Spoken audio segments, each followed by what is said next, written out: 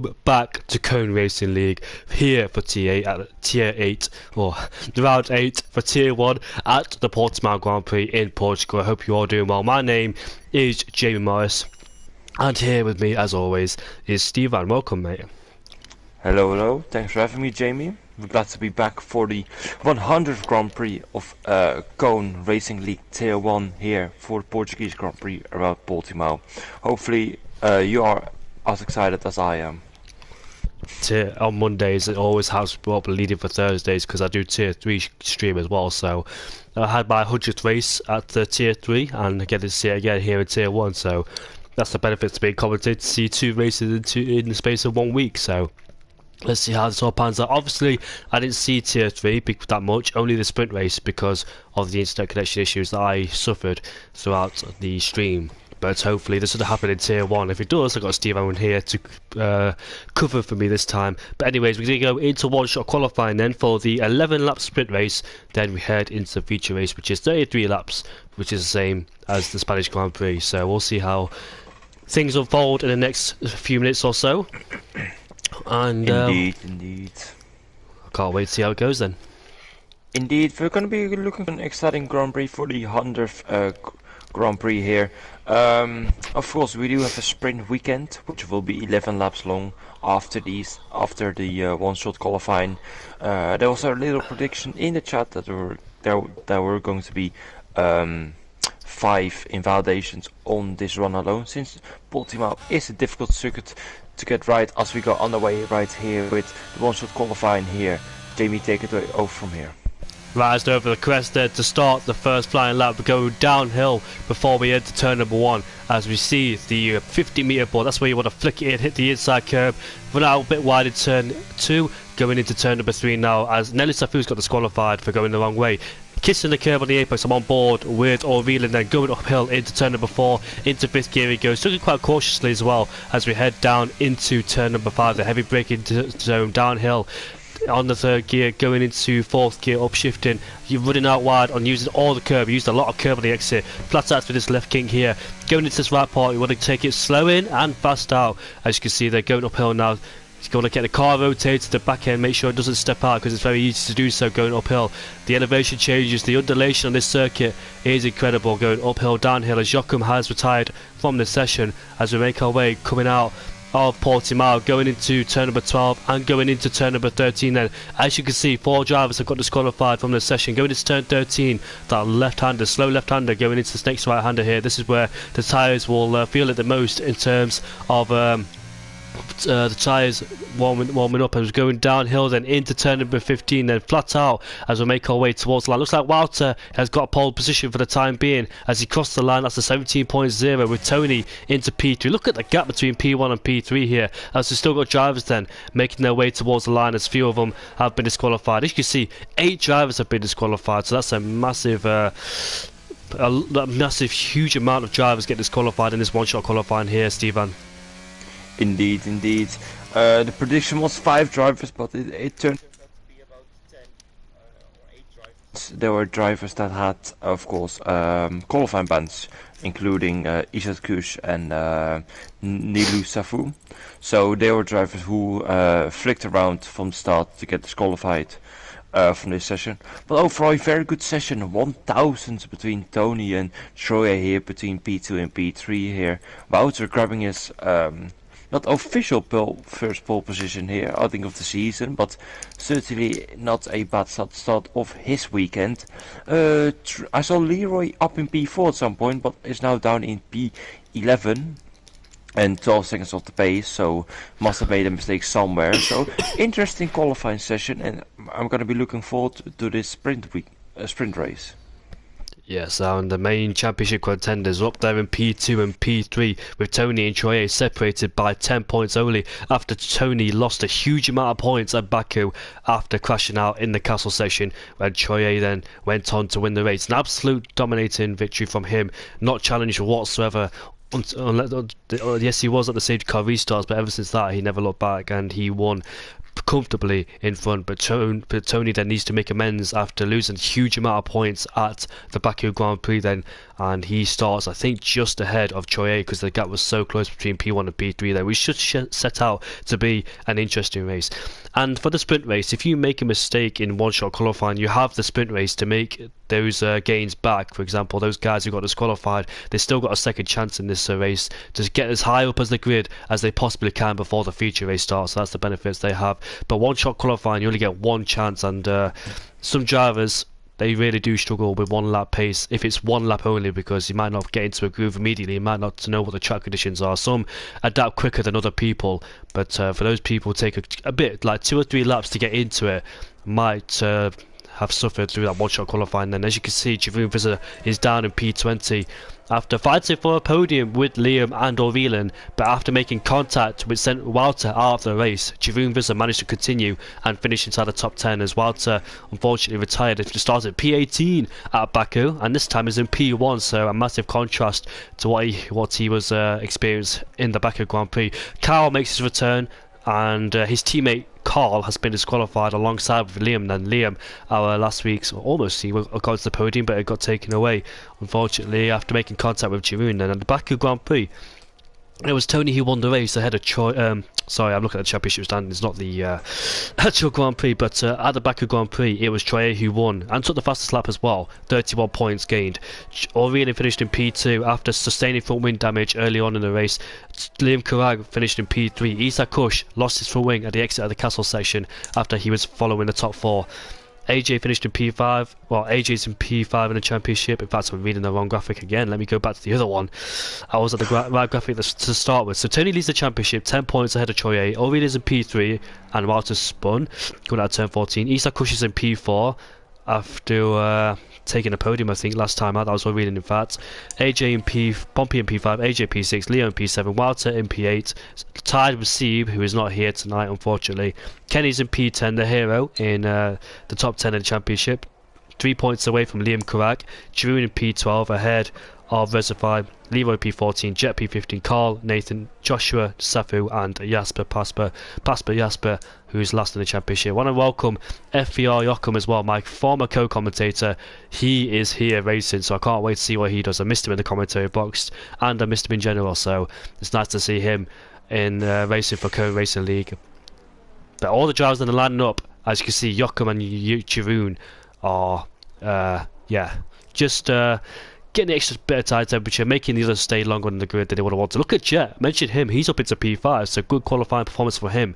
So let's see what he can do into this race, because I know they both struggled at the Baku Grand Prix, Jet and Nelly Safu. But Jet's in a good position, and let's see what he can do as the drivers are in line up on the grid. Let's see what this 11-lap race will bring us.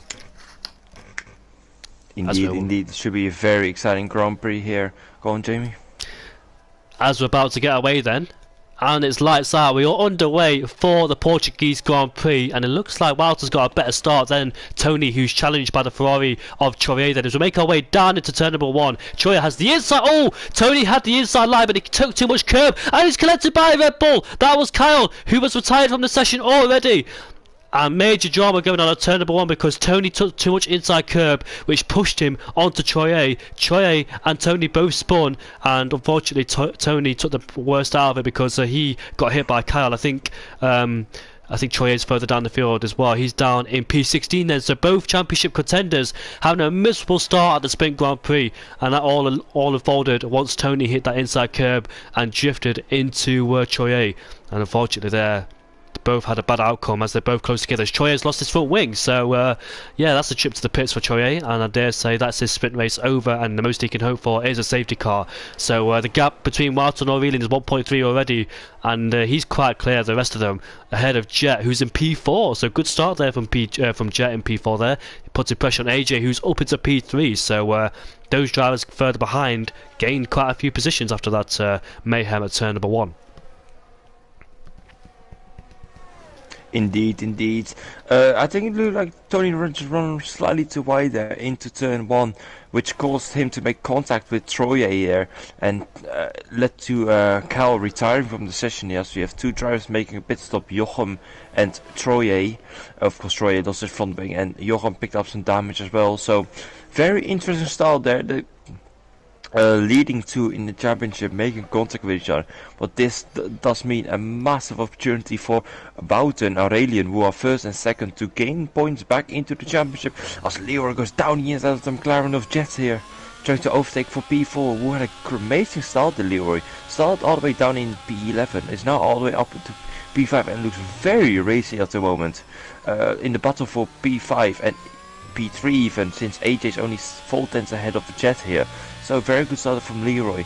Bumpy still in P7 here, managed to keep ground there, not lose any positions. He was in P5 at some point, but couldn't make it stick and keep Leroy and Eastus behind you. Carl in P8 trying to follow in the DRS window in the Red Bull. Hopefully he can score some points since his teammate has retired from the sprint race here, as Jet and Leroy are still battling here as we are now entering lap 3 here for the sprint race. Yeah, so Jet went wide into turn number 13, opened up the door for Leroy, and now they're going side by side, very close together. They've lost ground a bit towards AJ now, as Jet is under huge pressure from Leroy, both draining their ERS battery as they're going down into turn number 1. Leroy trying to stick his nose up the inside. Jet goes a bit wide, and Leroy's still all over the back of him, trying to look for a way past, and he tags him, and Jet is sent into a spin. That little tap, unfortunately, set Jet into a spin, and he falls all the way down the field in P10. Oh, that's unfortunate there. Just the merest of taps can ruin your races, and that proves to be for Jet, unfortunately. Hughes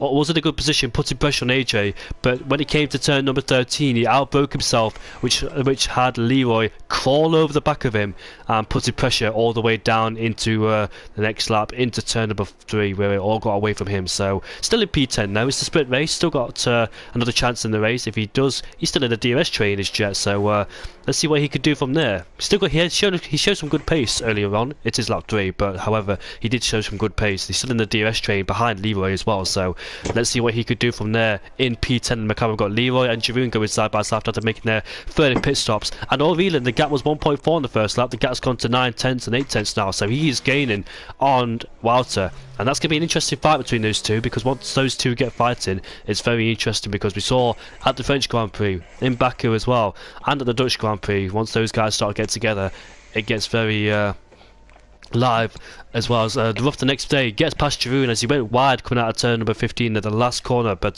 they both have DRS and the slipstream on the Alfa Romeo, so they're going to go side by side into turn number 1, but rough the next day backs out of it as Jeroen goes off the track there at the exit of turn number 1, which might give him a track limit warning as Tony makes a place on Reservoir, so it could be a comeback drive from Reservoir from Tony and Troye, but Troye then came out worst of it. Not his fault whatsoever. It just got tagged by Tony, who mounted the curb in turn number 1. If you weren't with us at the start of the race, I know a few of you just joined now, probably tier 2, it's almost ended.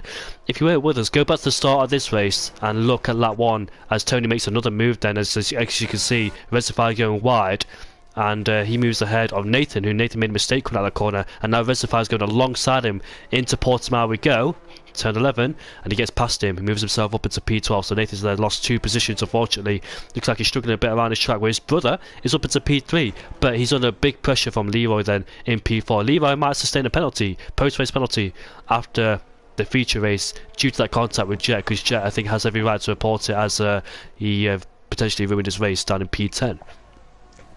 Indeed. Tony has shown a good resilience so far on this race, despite having contact on that 1 here, all the way up in P11 now, overtaking Nathan just on this lap alone, and closing the gap slowly but surely towards Jet here. The gap was still around 4.1, but he's eager to close that gap here and pull away from Reservoir. Yeah, be as high as he can to close that gap to Aurelian, so he still has a good chance to score points in the actual race, which is his main goal, of course.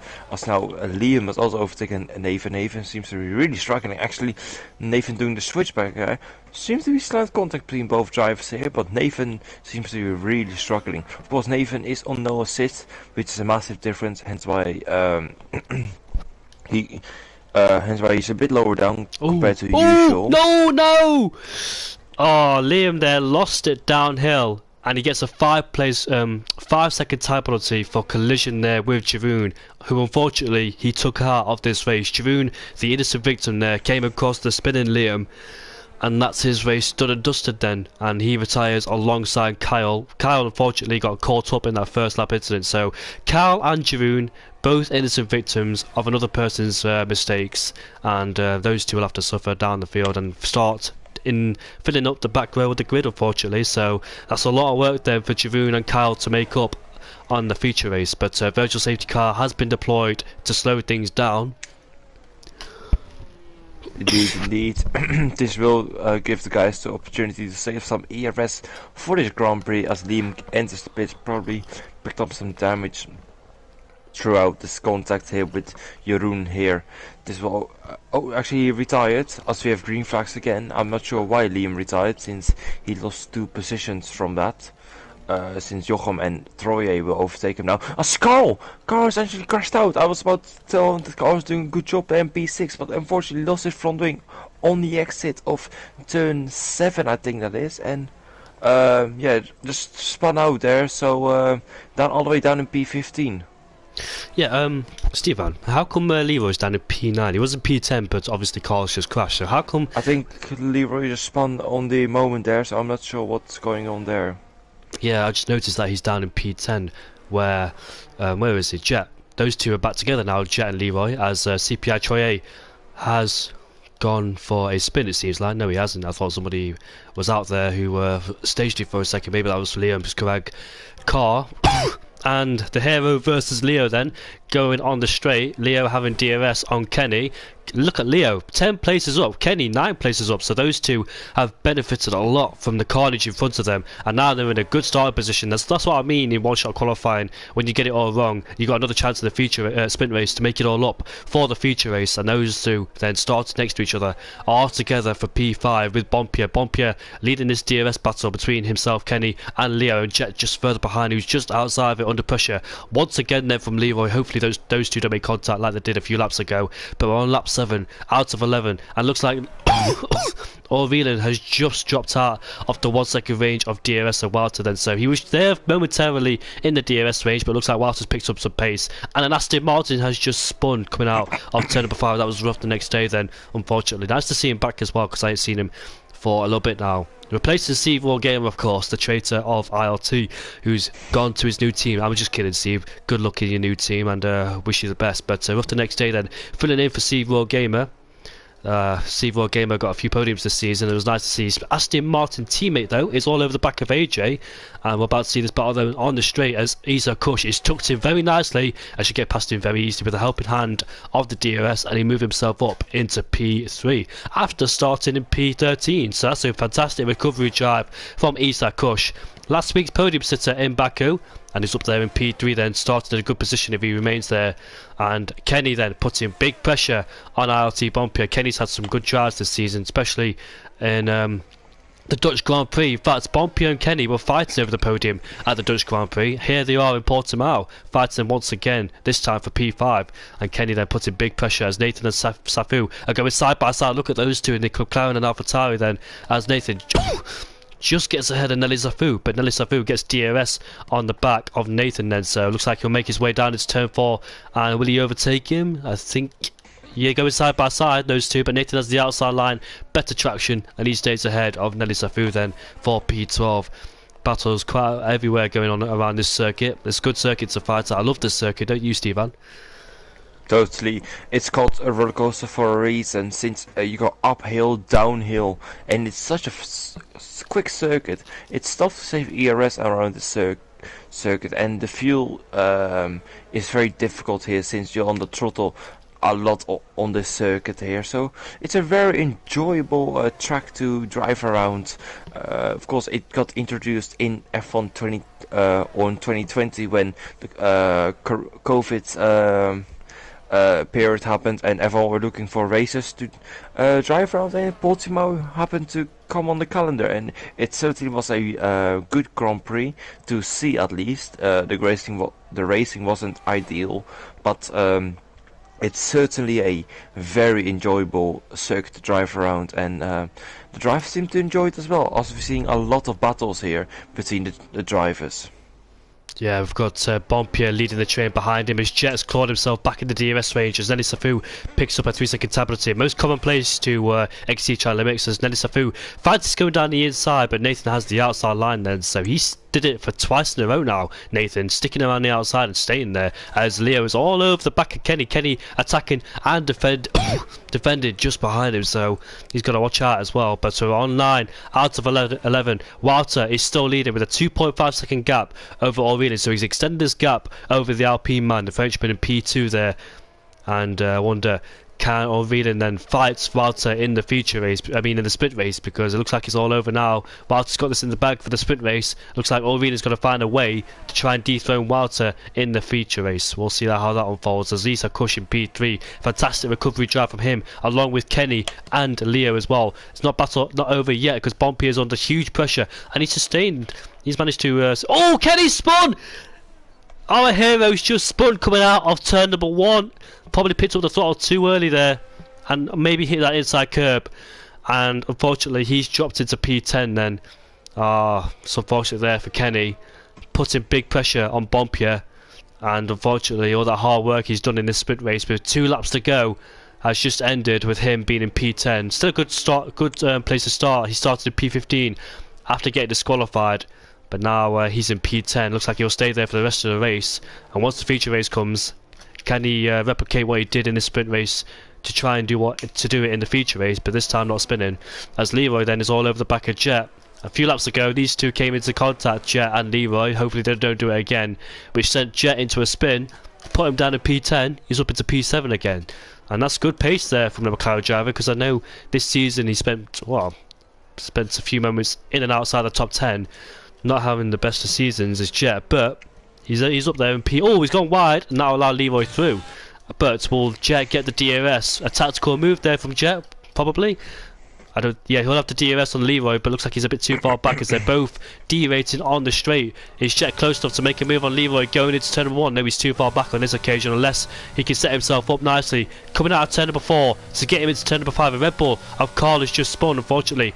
Leo is still putting pressure on Bompier as Kenny picks up a 3-second time penalty. He's got to be super careful because Reservoir is 3.8. Never mind, he's got a penalty himself, has Reservoir. But Leo then, will he try and get Bompier into turn number 4? Looks like he tried to, but too far back to make a move and save with Jet. Then he can't get Leroy into turn number 5. And let's see what the Williams of Tony can do after making contact in the first lap. He is right behind Jet as well, so after being down into P18 at the start of the race, he's up there in P9 and looking to take away a few positions before this race ends on lap 11. And Walter, what has been a fantastic drive from him in the sprint race as Tony's going to go down the inside, but Jet has the outside line as we're heading to Portimao. And Jet has to defend in the right place at the right time as Tony will go down the inside but makes contact with Jet. Did he make contact? I'm not quite sure. Well, did Jet outbrake himself? I'm not quite sure because I didn't see any contact from this car, from this angle. But Walter has won the race ahead of Aurelien. Isa Kush will finish in P3. Picked up a penalty, so I think AJ will finish in P3. In fact, Bompier has got Leo right alongside him and he just couldn't get him then, as he remains in P5 for the time being. Leroy P7, Jet in P8, Tony P9 and Kenny in P10. Looks like Tony backed off because I think he knew that that was his mistake, hitting the back of Jet, so he let Jet stay in P8. That's good sportsmanship if that was the case, because what I was seeing, it didn't look like he made contact with him, but if he did, that's good sportsmanship there from Tony to allow Jet to keep 8th place. Indeed. Ethan Cruz actually picked up a warning on the final lap, which meant he had a 3-second penalty, which leads to not Nathan, AJ picking up 3rd place for the actual race here. So that's good stuff there. Ethan Cruz must be kicking himself after picking up a warning on literally the final sector of the lap there. Otherwise he would have started P3. It's not that big of a deal, but it's still a couple of points that you have thrown away for not doing much, because he pretty much had P3 in the back for the start of the actual race here. But he's got the pace and hopefully he can stick with Aurelien and Wouter. But Wouter seems very quick for this Grand Prix here, so who's going to beat him today? If it's going to be anybody, it's going to be anybody.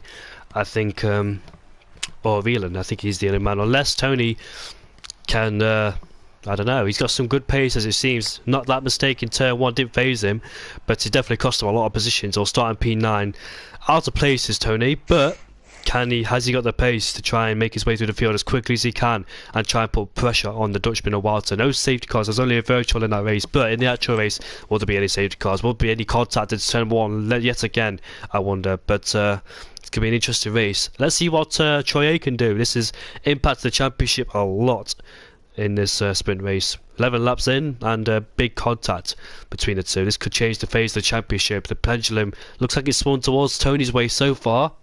After he beats Troye, got some points, and also will start in a better position than him. And it'll benefit Orvinen too, because he's not too far behind. He's only 15 points away in the championship, and he's only finished in P2, so he'll gain some points on Tony and Troye.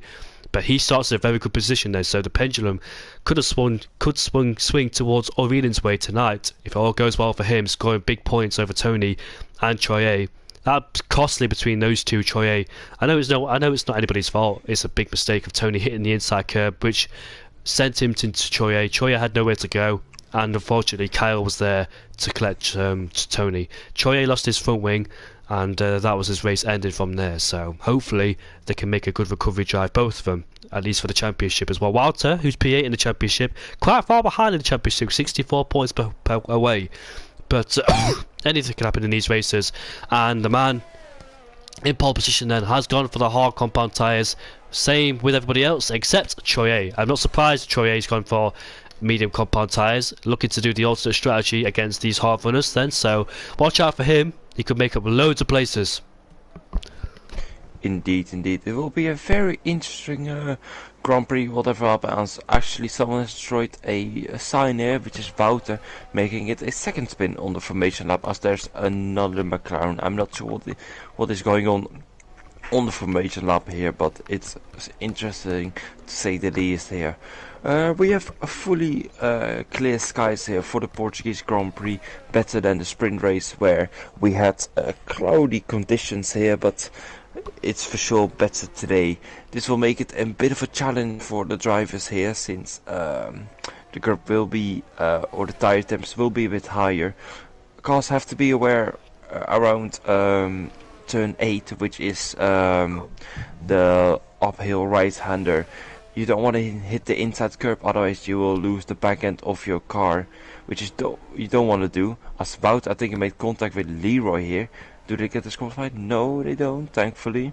But the drivers have to be aware of these curves here and on their throttle. Yes, indeed. Many people have been caught out with that curb as well. Not going to be the first or last to do it, as all the drivers then line up on the grid. My first, places I fear the most is that uphill section before the turn number, I think it's turn number 4, exit of turn number 4. That's the main place I fear, because I feel like the car's going to spin. But you can be very careful up there as well, especially when you're in a battle in the dirty air, because in tier 3 some people did lose it in the battle, and that's because of the dirty air. Probably picked up the throttle too early as well. But yeah, all the drivers then line up on the grid, and Reservoir's the only one that's been disqualified. And I think, Steve, you started a stream, didn't you? Because I can hear myself. What? Oh, never mind. I thought I heard someone in the background. I thought it was me because he played a stream. Well, that was my dad talking to me, so I quickly muted myself, so I didn't hear him. So gotta love my dad. He's always just trying to talk to me, so gotta admire him. But hey-o. Well, for the 100th race in Cone, all the drivers are lined up on the grid, and we're going to be underway shortly for the Portuguese Grand Prix. Then, what a place to do it! And the 5 lights are out. We are underway for round 8 at the Portuguese Grand Prix, and I think Orvina's got a good start of the line, and he was almost alongside Walter into turn 1. Walter has the outside line, and he remains in first place. Isak Kush and AJ going side by side into turn number 3 we go. Isak Kush has the inside line, but will AJ try to stick around the outside, which have the inside line for the next corner, I wonder, as AJ there stays in P4. Isak Kush then swoops around the outside and stays in P3 then, ahead of AJ. Bit of jockey position going down the field there. As you can see, all bunched up in a concertina effect. A few cars making contact with each other, and AlphaTauri spun, and looks like it's Nathan who's gone for a spin, and he rejoins down in last place, and all the drivers then all bunched up together, jockey for position. But Tony has made up one place so far in the race, due to Nathan's expense after spinning out early in the race, who stays in P19, and also Rough the next day has also had a big issue as well. Choye, however, the medium starter, is up into P10, putting pressure on the hero of Kenny. Kenny trying to stick it around the outside if he can do so, but it's going to be quite difficult as we make our way into turn number 12 now. Kenny's still there alongside him. Into turn number 13 we go then with Ferrari, the Mercedes, and an Alfa Romeo has gone for a spin. That's Leroy as well, and they're all bunched up together trying to get past. And look at that, the AlphaTauri Javoon came out of nowhere. That was going 3 abreast almost, and Kenny there loses 2 places in one go there, and Javoon then swoops into P10. He came out of nowhere, but he's carrying a lot of understeer then as he applies a lot of steering input, as the tyres are probably overheating a bit, or maybe a bit too cold, who knows. But Javoon then right behind the Ferrari, and you can see going into turn number 1, Tony, but alongside Bompier, they're going side by side. Into turn number 3 we go now. Tony then going down the inside of Bompier, but Bompier then will he try and stick it down the inside? But Tony will have that outside line, which looks like the favourite line so far in this race, and he stays ahead of Bompier, but will Bompier try and fight him back into turn number 5? Tony won't like this because he's losing a lot of time to the guys in front. Look at the McLaren go down the inside. That is Jet, both scraping wheels of course, and look at that, Jet then remains in P8. Choye gets a better exit, then Javoon's still there by the way, going side by side with Choye, and look at that then, he stays around the outside, still around the outside going into turn number 8. But as you can see, Choye has better traction on those medium compound tyres under huge pressure of Javoon, who is fighting, and he goes down the inside of Portimoa. And look at that, then gets through very quick, very easily, it must be said as well. Javoon on a mission here. Indeed, indeed. And on the hard tyres as well, compared to Troy's medium tyres, does Troy have some damage, I think? Let me check his front wing, and he does, he's losing it. He's lost a right hand end plate there. No wonder he got overtaken there. So I presume he's going to go enter the pit. So this is a disaster of a start for Troy, who had a decent initial start, but just somewhere picked up damage. I'm not sure where, but will probably report if it's necessary to do so. But this will cost him a heap of time as Jeroen actually ran by there. So let's see what Troy can do. I think the best is just to pit over in a couple of laps so he can just neglect the damage of he's losing currently without a bit of his front wing. Overall good start there. Bouter controls his lead so far. 8th Cliff Aurelian, who tried to overtake him but was sensible and just didn't go fully send it, so he's still on P2. Eastkus is indeed following the tempo, and AJ just can't match the tempo. Already 2.5 seconds behind after lap 3. As we have an incident or half spin there, Jamie. Yeah, did you see Reservoir almost dropped it coming out of turn 8 of Craig Jones before Craig Jones' corner, and Nelly Safu and Kenny were having a fantastic battle, going side by side through each sequence of corners, and Kenny was able to stay ahead of Nelly Safu. But Kenny showing good pace in the sprint race, so did Jet as well. Nelly Safu's right there again, so Nelly Safu, Kenny there out of shape coming out of turn number 14 as we head into T15. Nelly Safu will be all over the back of him. Nelly Safu, by the way, has been here for a long time. He's been in Cone since 2020, so Nelly Safu there has been through a lot of races in Cone, and he's in P12 at the moment, putting pressure on Kenny, who's got Choye ahead of him, is suffering from front wing damage as Kenny goes off the track then. Be very careful not to do it more than 2 times, otherwise you'll get yourself a 3-second time penalty. And the Ferrari and the Alfa Romeo, they're going side by side as Resify outbroke himself. He's got Liam alongside him now, but he spins! And he does not go into the wall, thankfully. Just lost it on the exit. And unfortunately there we'll have to drop into P19 as Tony in P6 is putting pressure on Leo ahead of him. He's got AJ for company too, so keep an eye on that trio, with Bompier just further behind with the recovering Javoon Visser, who started P19 and he's up into P8. I told you he came out of nowhere with the battle between himself, Choye and Kenny, and now he's up into P8.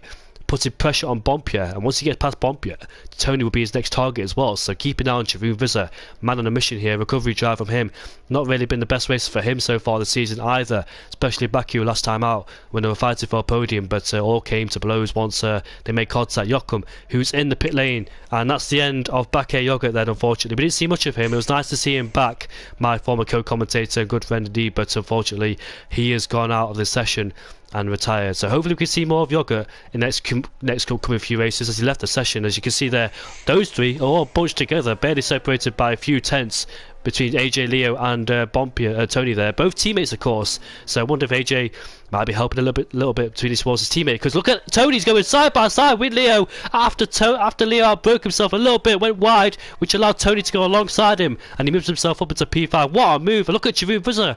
He's going to go down the inside too of the Haas of Bompier. Nice move there from Jeroen. Went a bit wide as well for good measure. And look at both Williams then. They're going side by side, and I think Tony there up into P4, just been let past by AJ, and that's good news for him because he can use his teammate as to keep the other guys behind. Can't even think of the word there, but yeah, nice move there from Tony to get past Leo, and Carl's been disqualified for going the wrong way, unfortunately. So that's it for him. He's done and dusted, and he's spun, looks like it as well, coming out of turn number 5. Yeah, what happens if you spin after turn 7 and you go on the exit there, you for some reason get disqualified there. They haven't sorted that out from last game, since last game that was a big issue as well. So Carl's evening is done. He was doing quite well in the sprint race until halfway, where he spun into the wall, lost from ring, and it was only downhill from there. So a disaster for a weekend there for Carl. Looking ahead now, both Williams in P4 and P5 now. Can Tony close that gap as the Jet is getting trying to overtake Bompier for P8 here? Jeroen is also doing a good comeback drive here after having a DNF in the sprint race, am I right? At least he was down in P18 or something. He was quite low down, but he's now up to P7 now, following Leo, who was following AJ here, who just doesn't seem to be able to match the pace of Tony here, who's just driving away from his teammate. 1.3 seconds clear already, but also losing a bit of pace as Jeroen actually up to P6 now, overtaking Leo here, overtaking the Alpine here, as Ruff the next day one gets a 3-second penalty down in P15, battling with Nathan there. There are no man's land at the moment. The next car ahead is Leroy in P14, who's about 4 seconds ahead. So a difficult afternoon here for them, as Wouter just controls the gap for the moment.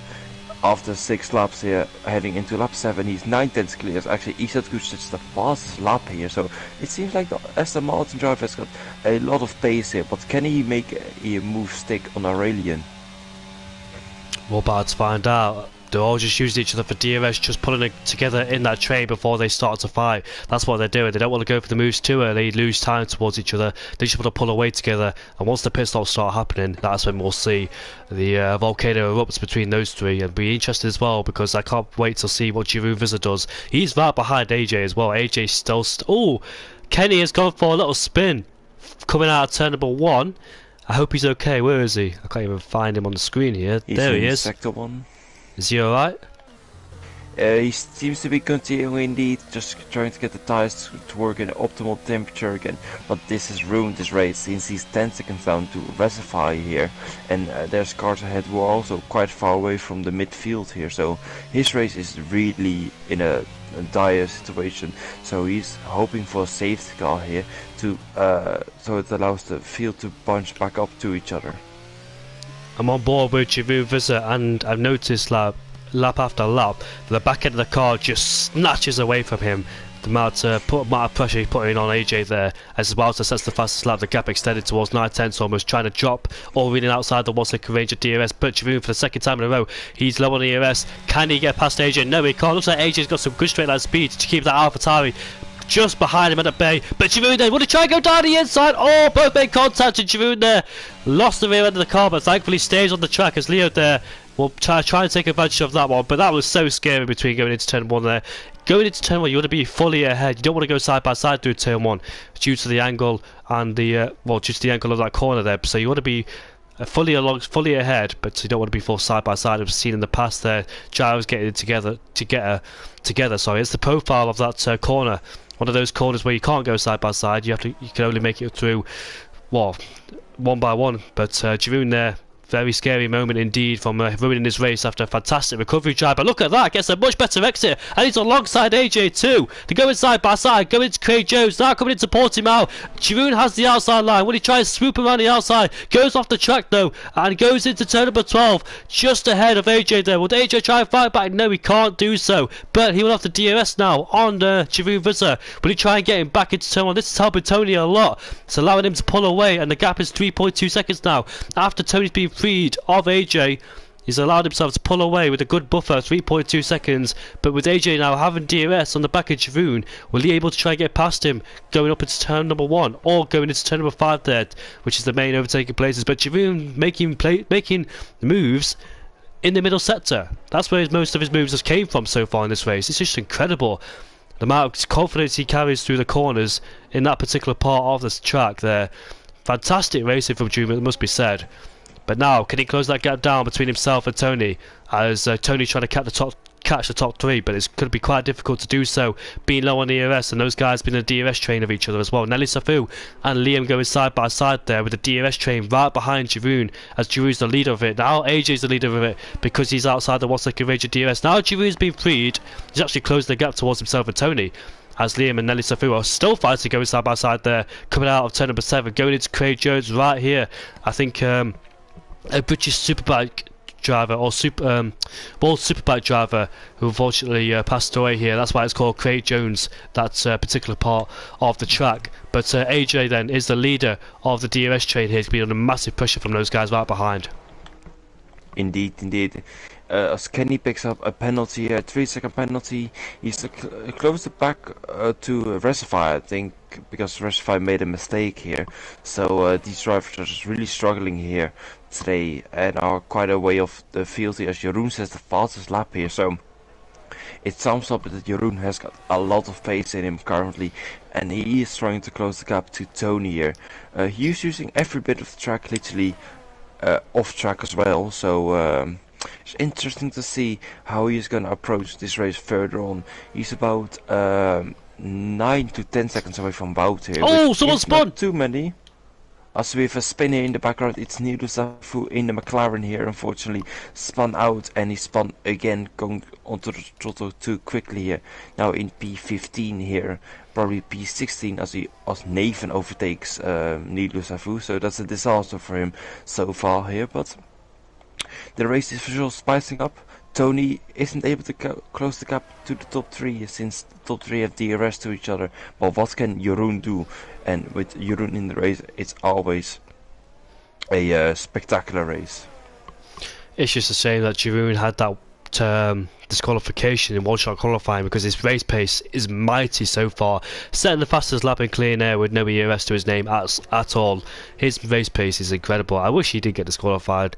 Imagine if it was a normal qualified session, Walter versus already Nisa Kush, Tony, Jeroen and Choi A down in P10. However, Choi A, despite that from wind damage, he's still down there in P10, despite having losing downforce in those high speed corners. So he's done a good job so far in this race, and he'd be hoping for a safety car right at this moment in time as well to get rid of that broken front wing and change onto the hard compound tyres there. Bob Pierre was all over the back of Jet as Kyle has overtaken Liam, as Liam's then gone for a spin.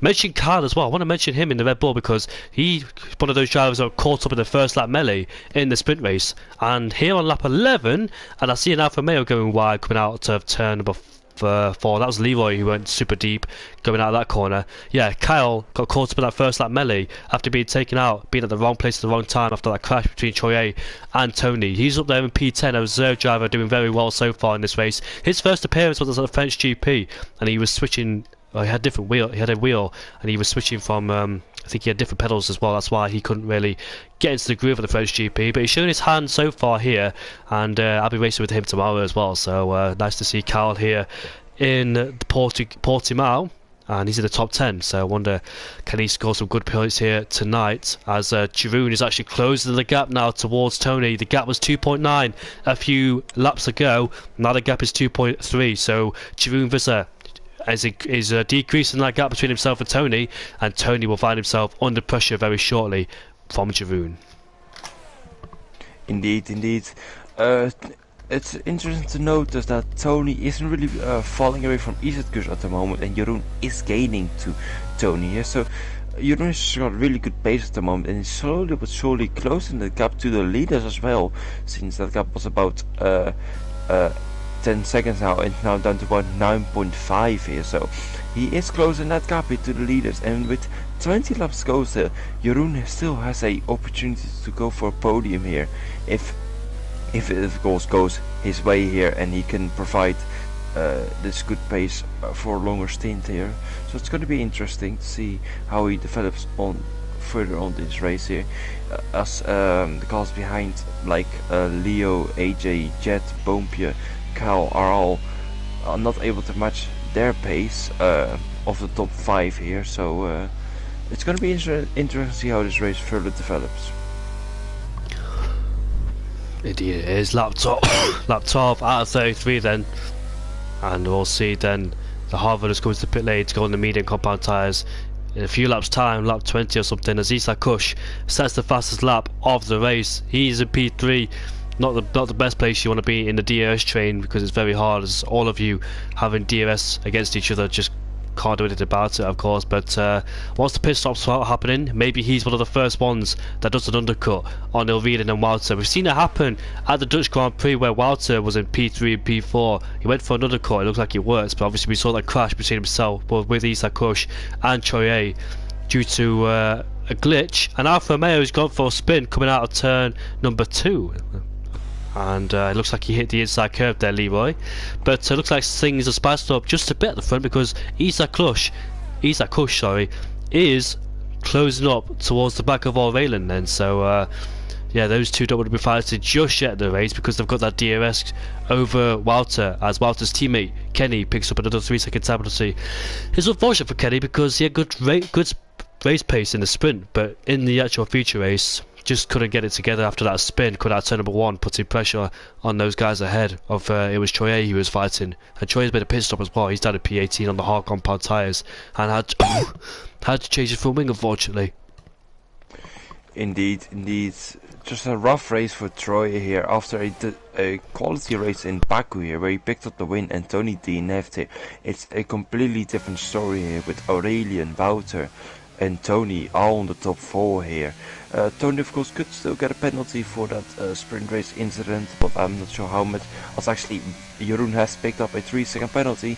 He has been playing up with those penalties or track limits for a little bit, so that's tough for him, and will make his challenge towards the leaders a bit tougher. But he has got a margin to the cars behind here. But going back towards Troye here, Troye's just got to hope for a safe guy here, and hopefully his teammate, who is now in P17 actually, can help a bit and picks up a penalty now. So the rest are also having a disaster of a race.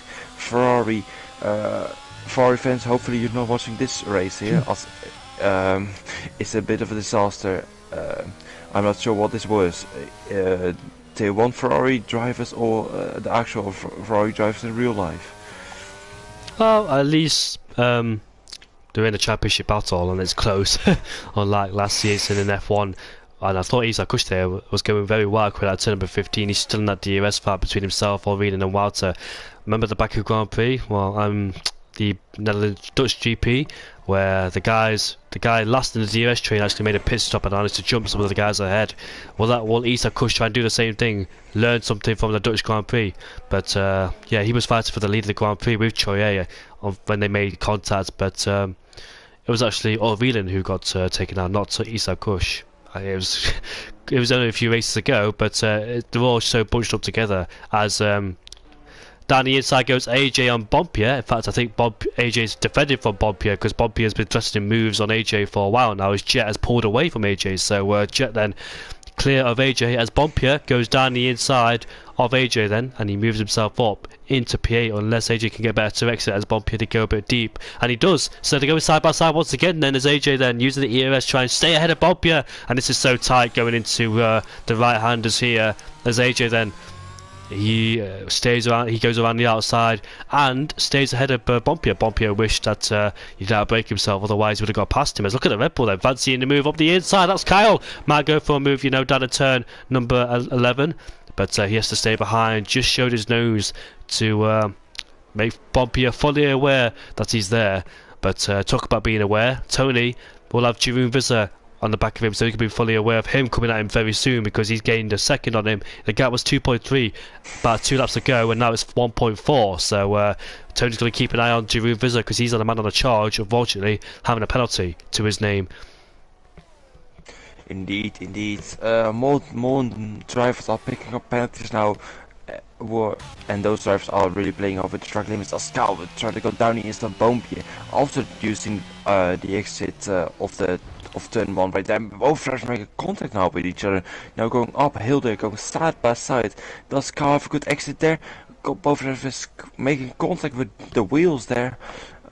As Cal looks to be ahead here, Bompje goes down the inside, braking slightly later here. Both drivers leaving marginal room there for each other here, but all they're doing is losing time to AJ now. And Bompje still keeps P9 here, and Cal just has not made a way past there at the moment. But great racing between both drivers on the limit there, literally on the line there. So drivers have to be aware of that to stay on track there and not pick up any more warnings. Yeah, it looks like Leroy's lost 2 positions. He's going to go back down the inside of Nelly Safu and almost goes into a spin. I lost the back end of the car, which is going to allow Kenny all over the back of him, but Kenny has to stay behind him for the time being. Then Leroy had the pace at the back of Grand Prix, but came to the pit stop twice in a row after trying to change his front wing, but the team wouldn't allow him because I don't think it registered as the front wing being damaged, just minor, which wasn't. I think Drew's got another 3-second time penalty to his name. Unfortunately, as Isa Kush, that's his best first sector of the race. And it's all over the back of him. We've got a yellow flag down there somewhere in sector 3, and that is a Ferrari. Both Ferraris in last place, unfortunately. Like you said, both Ferraris don't want to be watching this race, because ever since the sprint race, it's just gone all downhill from there. And Nelly Safu then under big pressure from Leroy. He's also putting pressure on Nathan ahead of him, so they're all in a big fight for P13. They're minor points positions as well. Nelly Safu's going wide. Leroy's going around the outside. He might take 2 for 1 around the outside. He has, but Nathan's still there, but he doesn't have DRS. He's defenseless. As here comes Leroy there. Nathan's got good straight line speed despite that. Kenny's going to go down the inside of Nelly Safu there. So good fights between these guys. I thought Leroy would have them both on around the outside of turn number 4, but Nathan there sticking down the inside, having good straight line speed despite not having no DRS, as Kenny goes down the inside of Leroy. And Olviden has overtaken Wouter for the lead of the race before number turn 1 then. So Wouter has led 17 laps of this race, and now Olviden's finally caught it. He decided he wants to take the lead of this race then, and now it's all changed. This is when the fights all start happening. I thought they would do it on the medium compound tyres, but they're going to do it on the hard compound tyres, as Jeroen Visser has elected to go in the pit lane to change his tyres onto the mediums he goes then, and let's see him towards the end. Indeed. Aurelian just waited for the moment there. He was constantly within the 1 second window of Wouter. It looked like Wouter might pull away a second, so Aurelian didn't have DRS, but Aurelian just stayed within the 1 second window here, and now finally made the move to go into the lead here, and before the pit stop window. So Wouter has got to make an interesting call. Does Wouter go into the pits now and go for the undercut here, since it doesn't seem to be effective here, or does Aurelian go for the first pit stop here as Recified picks up a penalty here? But what will Izetkus do? Because he is also second behind, and he's got the most ERS of all the drivers here. Does someone go into the pits? And it is Izetkus. Izetkus making the first call here in Aston Martin here, going for that undercut here. But all the time they're losing to Tony, who's also now heading into the pits, who's responding to Jeroen's undercut attempt here on lap 18. So the race is really starting to spice up now.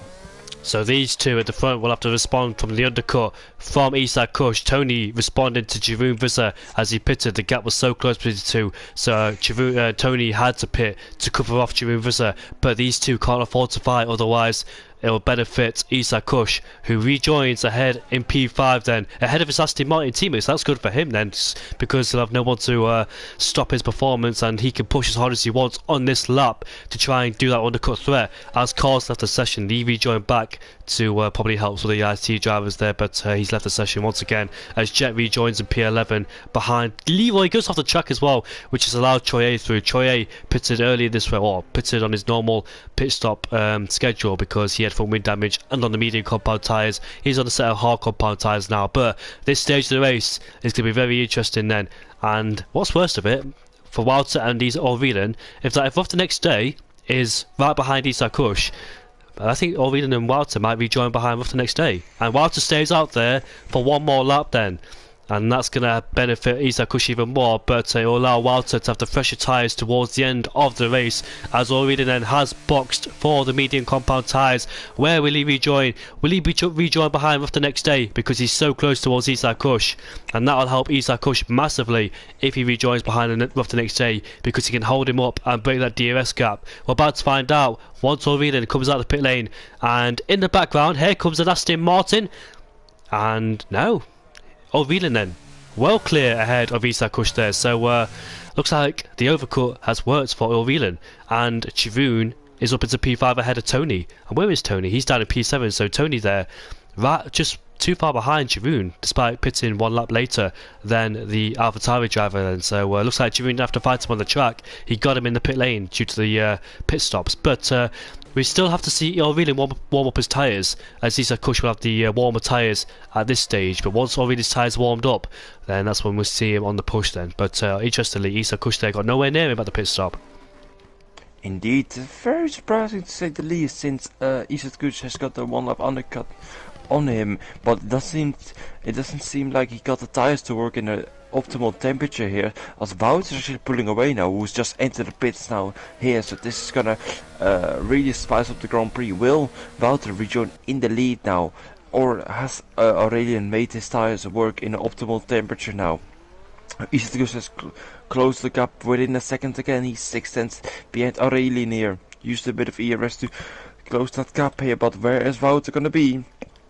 Looks like it's gonna be very, very close there into turn 1 here. Isak Kush setting the fast lap with a 19.364 here. And it is Wouter regaining the lead here, but Aurelian has got warmer tires here, so what can Aurelian do on his first attempt here? He's got very close, and Wouter needs to get the tires working in an optimal temperature. Aurelian using the DRS here into turn 7 and doesn't go for a move here. I thought he would, you know, but look at that. Wouter's got a bit deep, probably due to his cold tyres, and Orvelan then is alongside the Mercedes driver, but the Mercedes driver just having the edge over the Alpine, and he remains in the lead of the race there. But will he go deep here into turn number 8 due to those cold tyres? No, he doesn't. He stays ahead of the Alpine driver so far, so it's an immense battle between these three, and we're about to see this fight continue all the way to the end of this race there between Wouter, Orvelan and Isak Kush then. Orvelan making the championship, making amends in the championship, and looks like he will have a big gap over Tony towards the end of the race. Well, in terms of championship standings, he'll reduce that gap between himself and Tony, and also Troye as well in P9, P7. Kenny's up into P6. We're yet to see him in pit onto the medium compound tyres, going for a long stint on those hards, but so far it's looking good there for Orvelan, who's currently P3 in the championship, looking to reduce that big deficit between himself, Tony and Troye. Indeed, indeed. Aurelian is just so close to the back of him, but because he used all of his ERS, he doesn't have a good opportunity to attack anymore, so he's just gotta wait for a couple of laps here, save up ERS, and then hopefully go for another attempt here. Isak Kush has got 44% of ERS left, so he definitely got some usage left if the top two decide to battle here, who are both under 20% here. Jeroen doesn't seem to be able to close that gap, but the more they battle means Jeroen will close that gap here. Tony's lost a lot of time here. He was about 6 seconds behind the top 3, but it's now 10 seconds behind, so not sure where it went wrong for Tony here, but looks like he's gonna have to settle for a P5 here. But interestingly, Troye is up to P6 again, and if he can make it to the end of the Grand Prix, that means it will be damage limitation here. So it looked like Troy had a really bad race here, down in P18 here, down with his teammate, but as always managed to bring it up to P6 here. But he does have Jet, Leo, Bompje, Liam, AJ all starting to close that gap to him now. So Troy isn't secure in P6. Yeah, he's surrounded by those medium runners who went for the alternate strategy from hards to mediums, and he'll be under big pressure from here to the end of the race from those medium runners. How will he cope? How will he sustain the pressure from those guys behind? He can't gain anything anymore. He can only defend. And Jet then will overtake Troye. Jet is having a very good race in P6 there.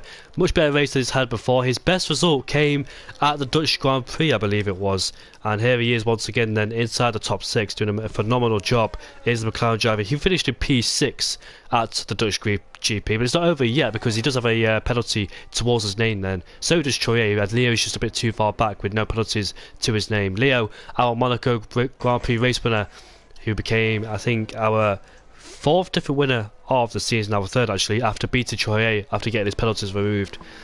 But yeah, our championship leaders then, race hasn't gone well whatsoever for them in P5 and P7.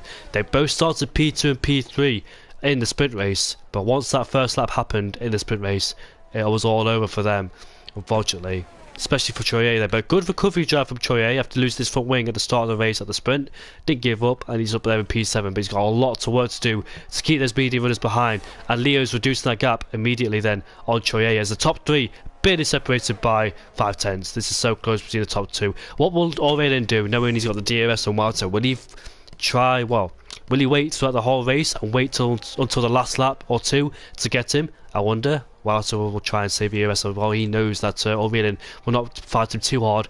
But Aurelien, though, he's going to keep an eye on Isaac Kush because, let's say, if Aurelien does try and do that plan, he might get surprised a bit by Isaac Kush coming at him very quickly because he wants to try and stay behind Walter for the whole race until the last lap. But if he does that, Isaac Kush will probably try and attack him, and Aurelien's going to watch out for that as well. But Kyle and AJ are fighting for P11 and P12. AJ's got ahead of Kyle for P11, and Kyle then will try and come back down the inside, but can't quite do so on that occasion then, so we'll have to stick behind him. But yeah, it's going to be an interesting race with the top 3. Indeed.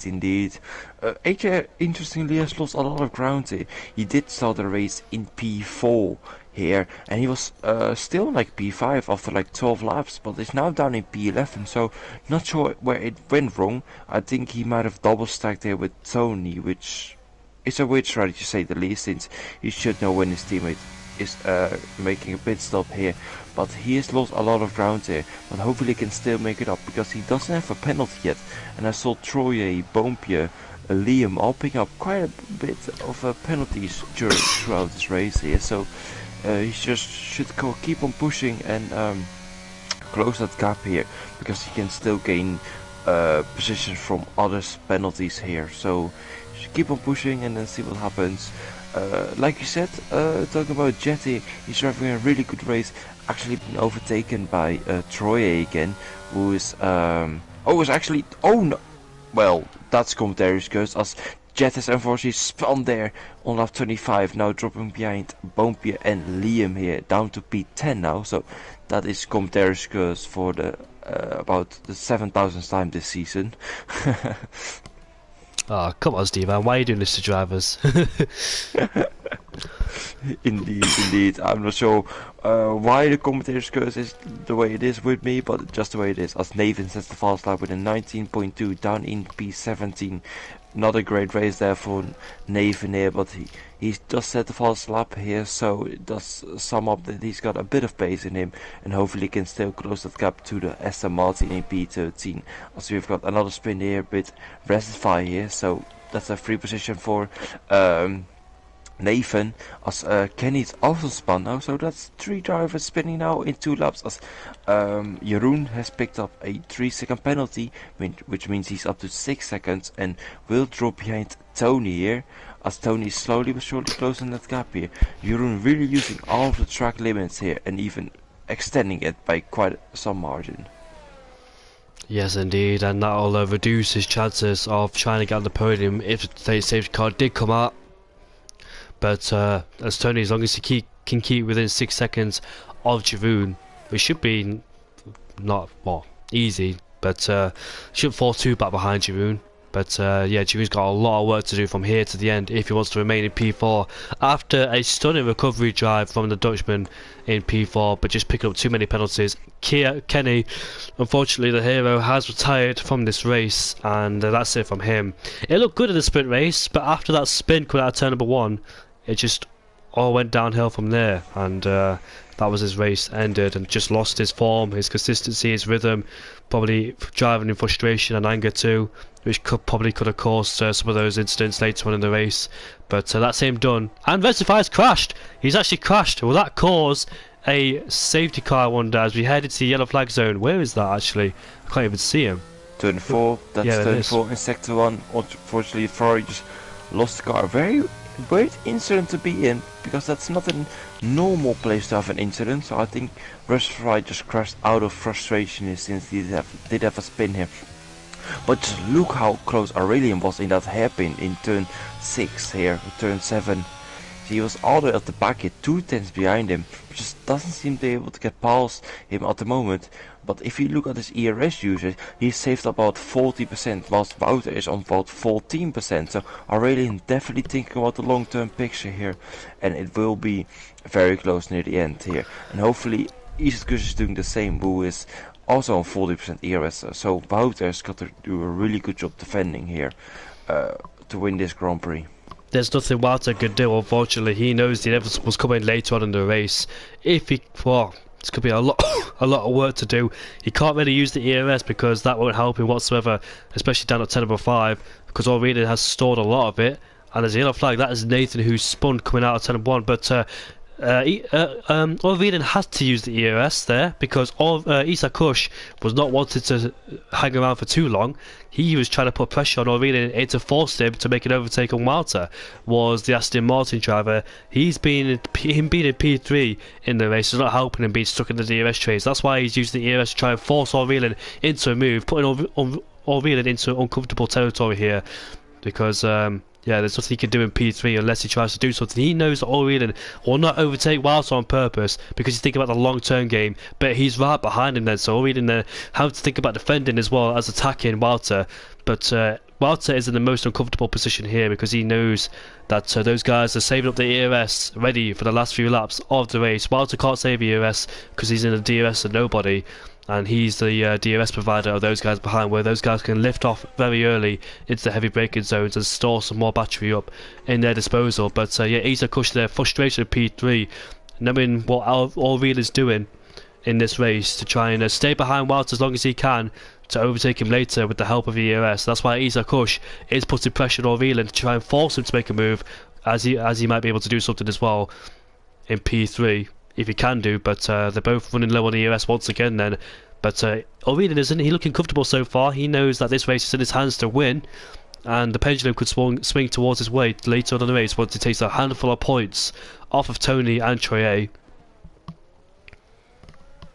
Indeed, indeed. It will be very interesting to see how this race will end up. Wouter is still defending here somehow. He's doing a very good job at that, so interesting to say the least. Jeroen is actually managing the gap here. The gap is staying around 5 seconds here, but Tony is slowly but surely also closing the gap to Jeroen here. If Tony doesn't pick up a penalty, he will still get a P4 finish, which is decent. He will outscore Troye here, who's managing the pace now in P6 here. Leo just doesn't seem to have the pace on those medium tires, and the medium tires are starting to fade away here. So Troye looks to be good in P6 here. If he doesn't have 6 second penalties, let me get a penalty. So he has 3 seconds. Oh, I don't know if you checked Jeroen's penalty total, but it's on 15 seconds. Bloody hell. Okay. 15 seconds. That's not Jeroen's normal standard. I guess Jeroen's gonna screw it. I'm gonna go full send. I don't care about the penalties and see what happens now. But if he carries on like this, he will still end up in P5, which is sums up how large the gap is between the rest of the field and the top 5 here, and the pace advantage they really have here. So interesting to see Jeroen having so many penalties here. Yeah, like you said, having so many penalties, but yet might be able to finish in P5. That's how close. Well, that's how far away he is. That's the pace he's got at that AlphaTauri, making his way through the field on lap 1. But yeah, he started at P18. 2 drivers I remember only to retire. That was Kyle, and who retired? Let's have a look, shall we? Chivu started in P18. Kyle started last, and Leroy. I can't quite remember who else retired in that race. But Chivu's had a fantastic recovery drive so far. It was actually Chivu and Kyle who retired. I remember an AlphaTauri now and a Red Bull who retired in the race, because both victims of somebody else's mistakes, and that's why they both retired in the sprint race, not due to their own fault at all. But they both come back strong. Kyle in P11, still putting pressure on Jet. He does not have a penalty, but here comes Orvina then, going side by side with Walter into turn number 1. Had the outside line, so couldn't quite make it through. But there's 2 laps to go in this race now. Things are about to spike up. The climax of this race is building up then. The tension is rising between these 2 drivers then. Isa Kush will be looking interested to see if these 2 will make a mistake or not. But Torvina then puts in big pressure on Walter, lets him know he's there. Walter's got a lot of work on his hands now to try and keep that Alpine behind if he can do so, because he's got DRS and DRS as well. Walter will be defenseless with having no battery on the straight, whereas Orvina will have that DRS boost as well. But last 2 laps of this race then will be heated up between these 2. Let's see how it ends. If Walter wins this race, it'll be a phenomenal drive from him, managing to defend against O'Reilly, who's had DRS his whole race. But let's see how this race then will turn out in the next few laps or so.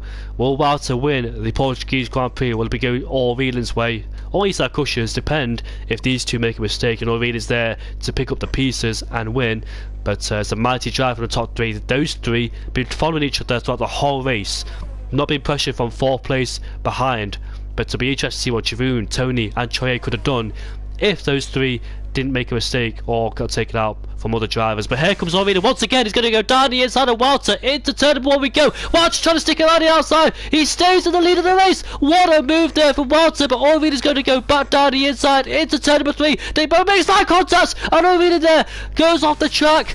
And Isa Kush then puts himself up into P2 there. Did he lose the car? Did Walter unsettle the car for Orvina there and managed to take the lead of the race? I'm not quite sure what happened between those 2. But however, Orvina then is into P3. He's outside the 1 second range of DRS. This could all fall into the hands of Isa Kush in the last few laps of this race then. This is so interesting.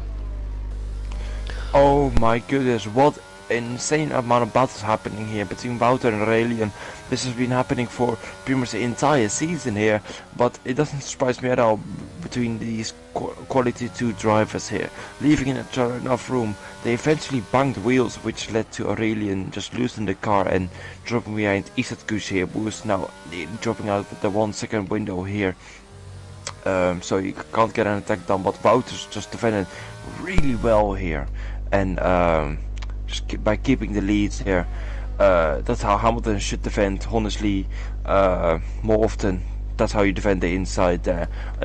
As we enter the final lap now, it looks like Isatkush is just too far away there to have an opportunity to attack Wouter here. As he actually, Isatkush extends track limits here, try to get close to Wouter here, getting the gap down to 6/10, but I don't think there will be enough here. If Isa Kush does not get Walter down at turn number 5, that is it, unfortunately, for Isa Kush. And he's not close enough on this occasion, so as long as Walter does not make any sort of mistakes from here on in, which he doesn't, I don't think he will do, being a very good driver, he'll stay in P1 then. And Neil Reedon, was he a bit too aggressive? Whose fault was that? I'm not quite sure. I need to go rewatch it again because it happened so quickly. He wasn't fully able to take in what happened at that. So it looks like those 2 made contact, but I'm not quite sure who made the contact there between those 2, and unfortunately all really came out worst of it. But however, Isa Kush is gaining and gaining. He needs a decent exit cut out of turn number 15 if he wants to get Walter on the line. Walter will be under so much pressure in the last few corners of this race. He can't afford to make any mistakes whatsoever. Keep it nice and tidy in these slow speed corners, get the traction, get the throttle on, and use the ERS all the way from here to the end to the checkered flag. Coming out at turn 15 then. What a fantastic drive from the Dutchman. Once again, Wouter displaying some good racing and Etika going across the line to win the Portuguese Grand Prix. O'Reilly in the pit lane. And he knows Giroud has got loads of penalties, so he'll finish in P3. Tony in P4 with Giroud in P5. Troye, despite being on the hard compound tyres, the medium runners haven't really challenged him further behind Leo, Liam and Jet and Kyle. Troye, good recovery drive to finish in P6 ahead of Leo in P7. And here comes Liam then. Might be the pressure from Jet behind. Liam comes across the line in P8. The man who took pole position in last season was Liam. Kyle in P8. After Liam and Jake having penalties, Bob Pierre having a 5-second time penalty, not serving it under his pit stop. And that is the race done and dusted for you then. Liam finishes at P9, the man who took pole position last season when we had mixture conditions.